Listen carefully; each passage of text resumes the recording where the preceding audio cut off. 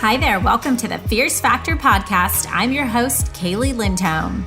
And I think it's time for us women to shift the conversation in business and step into our feminine leadership to do the most iconic work the aesthetic industry has ever seen. Each week, I'll be bringing a powerful dose of strategy, sarcasm, solutions, and sass that will rev up your creativity and ignite your brilliance as you link arms with me along our shared path of personal and professional growth in 20 minutes or less. Let's go. Hello, leader. Welcome back to the Fierce Factor podcast. It's your host, Kaylee here, and you are tuning in to episode 154. This week, I had a conversation with a high-impact female leader in aesthetics who is running a dynamic team of injectors in her med spa. And look, she is really looking to separate herself from the day-to-day operations in the business and transition into a role where she can spend more time with her family, learn a new language, get out in nature, and really treat only her favorite patients. Does this sound familiar? And so, of course, it was a delightful and quite familiar conversation by the fact that an ambitious, bright, and capable female in our industry grew to a place where she found herself in a somewhat accidental $1 million earning business. I mean, kudos to that, right? But she felt like many of the systems, team, and support she had to get her to this level aren't growing and expanding with the company. In fact, we talked about one employee in particular who happened to be her first employee and has begun acting quite a bit entitled. So I asked, what do you mean by entitled? And she told a story where she recently hired a marketing company and that employee got upset, claiming that she should have been in the loop and that she should be in the loop and consulted basically on all the new decisions for the company because she's been around the longest. And she said she should also be deserving of a raise every year for cost of living adjustments and inflation. And overall, she was a bit passive aggressive, leaving the business owner feeling like she had to justify her actions, defend her decisions, and essentially reconvince the employee why she already had a cush job, so much autonomy, and a dream boss, right? Perhaps you've dealt with or currently have an employee with a somewhat inflated self-regard and requests things like higher salaries or preferential treatments for projects or employment perks and or schedule flexibility. When an employee begins to believe that they have an automatic right to privileged treatment at work from their coworkers and leadership, this can create a very sneaky, toxic friction between that employee and really everyone else around them. And so today, I want to chat about this. I want to talk about this idea of employee entitlement. And we'll break this quick episode up into two distinct parts. One, I'm going to talk to you about 4 common ways your employee may be expressing entitlement. I like to call these entitlement factors. And I want to talk with you about how you can lead differently to address this entitlement now and prevent it from occurring in your business in the future. Okay, let's talk about what entitlement actually means. By definition, entitlement is a right to benefits specified by law or contract, or a belief that one is deserving of or entitled to certain privileges. I personally think that we as a society mistake our entitlement for worthiness or owning our value. Knowing what you're worth and capable of contributing to the world is one thing, and that's not what I'm talking about here. Being entitled means assuming there should be more on one side of the value exchange than on the other. So for example, I deserve a raise because I've been here a long time. And I think that can be so off-putting for us owners who are really trying to give, and create an environment where employees feel valued and treasured and appreciated. But then these almost like demands are out of line with the employee's actual performance or willingness to put in the time or work to generate an equivalent amount of value for the business to substantiate their request. In fact, I've recorded an entire episode back in episode 31 on this topic, and it's called How to Ask for a Pay Raise. So if you haven't listened to that one, head back and maybe send it to your employees. And entitlement doesn't just come in the form of, I deserve more compensation. Oh no, sister. It rears its little head in a variety of ways. So I want to talk to you about those 4 entitlement factors, one of them being money. An employee, believing they should have a raise because of their tenure or what they perceive they quote unquote bring to the table. Or maybe they're buying a new house and they need to make more money. Maybe an injector in your practice is building her own clientele and feels like she deserves more income for that. All of this may be true and fair in some cases. However, I want to remind you, leader, that you are here to pay for the results that an employee produces. If someone is being paid fairly for the work they do, it is not your responsibility to give them a raise just because they ask for one. Instead, I'll share with you some suggestions in part 2 of this episode on how to build a runway for professional growth for an employee to achieve the kind of income and development they desire. So stay tuned for that. One thing I've experienced is that an entitled employee does not typically factor in the impact to the organization or to their coworkers in their firm requests that they're making. It doesn't matter if their expectations are fair to everyone. This is what the employee feels is right for them, regardless of how it contributes to the overall brand. Sometimes they're not even thinking about it. So let's talk about a second entitlement factor, the need for business insights. So like in the case I illustrated at the beginning of this podcast, the employee felt strongly that they should have been in position to be the first to know something. Remember, as the team grows, sharing information with one privileged person, of course, this is dependent on their role and your level of trust with them in the company. This could create more dissension among the team than it's worth. News always seems to leak out, and sometimes you as a leader just want to have the autonomy to make a business decision without a unanimous vote, right? Or input. And look, that's why we own the place, right? And you also want new information to be delivered the right way, under the right circumstances, in the right context, and to the right people at the right time. A third entitlement factor is hall passes. That employee who's been around a long time, maybe a family member, a special friend, or someone who has a deeper established trust with you. Maybe that somebody feels like they don't have to follow a system or process quite as thoroughly as everyone else. And this kind of special pass for one employee can cause chatter, bad morale, and less engagement among the team. Remember, in order to foster an efficient and collaborative work environment, the rules need to be upheld by everyone in the organization, even someone who believes they can skip the line.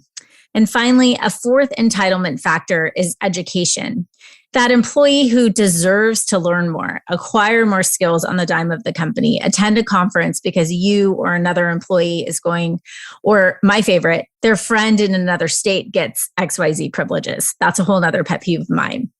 But watch out for this. An employee who feels like educational and training opportunities should just be granted to them on the dime of the company needs to understand the value and the earning runway to achieving this. Personally, no one else paid for my education. I paid for it myself. There's a cost to learning, and it's important that our employees understand this. Okay, so the reality is we can't control or anticipate how our employees react, respond, or even evolve as our business grows. And I think that's why we can hire the best employee for our business year 1. And then year 5, suddenly we feel like we're looking a different person in the eyes. Developing people into independent rock stars is part of our job as a leader. And so is managing their expectations and guiding them along a personal growth journey in step with our brand and mission. And at the end of the day, it's up to us to squash entitlement. So let's talk about how you can lead differently to address entitlement now and prevent it from occurring in your business in the future. Step 1 is simply communication. So let's go back to that scenario of an employee expecting a pay raise because of inflation. My first instinct is probably to get frustrated because someone is asking for more money. Most likely, I've already maxed out on what the business is capable of paying them for the results that they're producing. But instead, let's shift our mindset. I mean, of course, an A player would want to make more money. A players want to advance in their careers and evolve into greater financial freedom. But most employees don't really understand what it means to run a business, including profit, loss, overhead. They probably have no idea that it costs 30 or 60 grand per month just to keep the lights on. And that's okay. That's our opportunity to teach them. In fact, you might even give your employees a little business lesson. Show them on a whiteboard. Here's the expenses. Here's the sales that cover the expenses and the cost of goods. Here's what Uncle Sam takes right off the top. And what's left over goes into marketing, new products and services, inventory, training, promotions, etc. Then what's left after that can be allocated as bonuses. Sometimes that leftover number can be shocking to an employee who only sees her sales revenue on $500,000 as an example, and may think that all of that goes right into funding your exotic vacations. And inflation affects everyone, especially the business. You might delicately help them understand how costs have gone up exponentially over the years. So the margins continue to narrow unless we as a team find ways to bring in more sales and retain high-paying clients. Maybe they feel like they need to make more because of their own life changes, perhaps buying or remodeling a home. You might have a conversation telling them, I'm so happy for you, Susie. So how much do you need to make in this business? And then help them figure out a way to earn that amount, what roles they should be considering to be able to get to that point, or what skills they're going to need to acquire to move into that role. And then first that employee needs to move in and earn that money, then they get paid, like in real life, right? Not the other way around. Consider the employee who's demanding more firsthand knowledge about company moves or more training on the company dime. We need to address this and not enable this behavior. I remember being in a department store many years ago, and there was a mom with a kid in the stroller who was screaming at the top of his lungs. I mean, his cry was like piercing. It was extremely annoying. And she was clearly embarrassed. She couldn't seem to console his temper tantrum. So she bought him one of those little branded chocolate bars at the retail counter and handed it to him, essentially attempting to shut him up, but in essence, rewarding his behavior, because all he learned is that if he screams a bloody murder in a department store, his mom will buy him chocolate. Don't be that mom. Don't let your entitled employee bully you into caving into their demands. Stand your ground, communicate, and know your worth.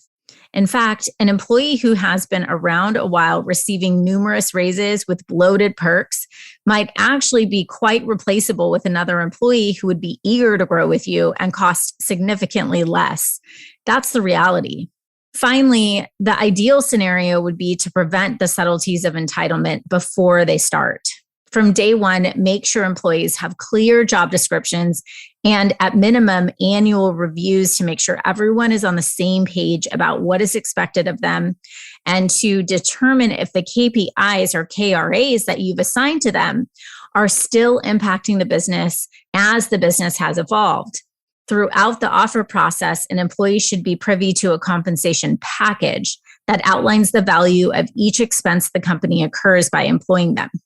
We have a client who takes her team on 2 destination retreats per year. How amazing is that? Well, there's a value to that. Bonuses, insurance, paid vacation, aesthetic products and services, retreats, mentorship and training. There's a cost to the company and a value to the employee. Help them understand this. And at the end of the day, the best way to deal with an entitled employee is to not hire them in the first place. Right? An article recently published by middlemanage.com shares some really essential interview questions to screen for entitled worker red flags. And I'll link this article for you in the show notes. And I'll share a couple of those questions with you right here. One question is, tell me about a time that you were on a team where you had to support a colleague to complete the work because they were not able to give it their full attention due to a family circumstance. How did you handle it? And the answer is, an entitled employee is very focused on themselves and wants special treatment. So as a result, they have a self-serving attribution bias. This leads them to believe that employers should accommodate their personal circumstances and are quick to point blame at the employer rather than at themselves when they do not meet work expectations. So with this question, when you flip it on them and see if they would be understanding of someone else having a challenge or a personal circumstance. You can also modify this question to fit your specific business or something situational in your practice as well. A satisfactory answer would be for the candidate to respond that they're a team player and would understand and be supportive. Red flags would be if they chime in all of the times they expected accommodation themselves in this scenario, or have that person would owe me attitude. And finally, question number 2, has there been a time where you haven't met a performance metric? What was it and how did you go about improving? So an entitled worker here would be quick to blame somebody else and still expect automatic rewards for mediocre work. Red flag answers involve a lot of excuses as to why the performance metric was unfair. You be the judge here, and why it wasn't their fault. They may even say that their boss is at fault. Be on high alert if they gripe that they missed a bonus or a raise or they didn't get something. A good candidate will explain reasonably why a metric was missed and list the rationale as to why. You can listen to this candidate and gauge how reasonable the answer is. A good candidate will be able to tell you their action plan or follow up and won't gripe about how unfair the whole thing was. Okay, leader, if you're sensing that an employee does not seem very loyal to the organization or the team and may have a high likelihood to go somewhere else, it might be time to save the headache and let them find an employment opportunity that is a better fit for them. I firmly believe that having an employee is really all about the right fit. And if you're unhappy with them, they're probably unhappy too. And they just need somebody to come and gently allow them to go find a better opportunity for themselves. It's not necessarily a bad thing, but dealing with the griping and the demands and the headaches of that kind of employee is just not worth it. My hope for you is that you stop tying yourself in knots trying to accommodate entitled employees or feel like you have to be in position to keep them or to justify how awesome the gig is for them. This all truly starts and ends with your leadership. You might even ask yourself, what have I not said or done that might be fostering this sense of entitlement? Write the answer to that and think maybe you could have a conversation with your employees and maybe you can nip this in the butt before it starts. Find passionate, grateful, and eager to learn employees, help them align to the greater vision, and give them a runway for earned growth that contributes to the team and company. Easy as that. Okay, leader, I hope this episode has been helpful. I will see you next week, same place, same time. Have a good one. Wait, before you go, if you're vibing with this conversation and want to join me on my mission to help 1,000 inspiring and intentional women cross the next $1 million milestone in their business this year, or maybe you want to become one of them, head over to Facebook and join our free community, the Fierce Factor Society. Over there, we are taking this conversation to an elevated level. Get access to resource guides, podcast supplements, and guideposts, direct communication with me and my expert team, and of course, a society of fierce women making big moves and disrupting the status quo in aesthetics and wellness. You can link directly through the show notes or head to Facebook and search up the Fierce Factor Society. See you there, goddess.